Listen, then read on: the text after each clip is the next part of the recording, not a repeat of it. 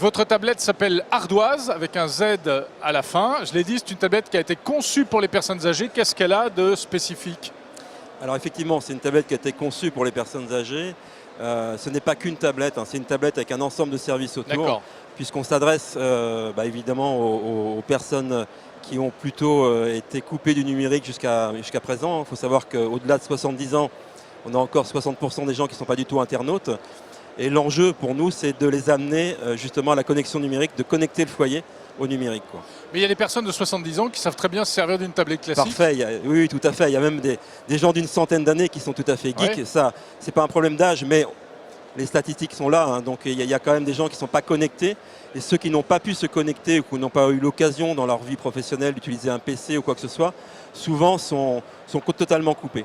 Donc l'idée a été de concevoir d'une part une tablette simplifiée et de lui amener tout un tas de services qui fait qu'on peut être quand même autonome tout en étant novice avec une tablette de ce type, quoi. Alors on est en train de voir une petite démo là, hein, donc oui. En plus vous avez un partenariat avec Arcos, c'est ça? Oui, tout à fait. Donc on a voulu rester dans un triptyque franco-français avec La Poste, Tiki qui est une société nantaise à la base, et Arcos qui est évidemment un fournisseur français. Donc c'est sous Android? C'est une tablette sous Android? C'est une tablette sous Android. Mais que vous avez simplifié à l'extrême, c'est ça? Oui, donc d'un point de vue hardware, on a fait quelques modifications seulement avec Arcos, hein, mais du genre effectivement améliorer le son, améliorer les caméras, grossir un peu certains boutons. Et après sur la partie effectivement logicielle, c'est une surcouche au-dessus d'Android. Pour lesquels on va simplifier les usages essentiels, communiquer, aller sur Internet, jouer, s'informer. Et puis on va amener de l'information automatiquement, puisqu'on s'adresse à des gens qui ne sont pas geeks, qui ne sont pas habitués encore à aller chercher de l'information eux-mêmes sur Internet.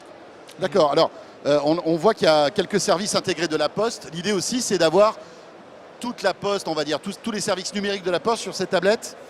Oui, c'est un peu l'idée de base, pas uniquement numérique, mais également humain. C'est-à-dire que par rapport à cette tablette, effectivement, la population visée, donc les personnes âgées, La Poste est un acteur de proximité, de confiance. Donc déjà, effectivement, c'est important pour nous d'aller installer la tablette chez le client. C'est un facteur formé qui le fait. Il faut savoir que 80% des clients aujourd'hui choisissent l'installation par le facteur pour que la tablette soit prête à l'emploi quand le facteur repart, quoi. Elle sort quand et à quel prix? Elle est sortie. Elle est sortie et diffusée sur l'ensemble des bureaux de poste depuis le mois d'octobre l'an dernier. Ça marche très très bien, on est très content. Et donc voilà, elle est disponible. Et le prix? Donc la tablette vaut 229 €, prix public.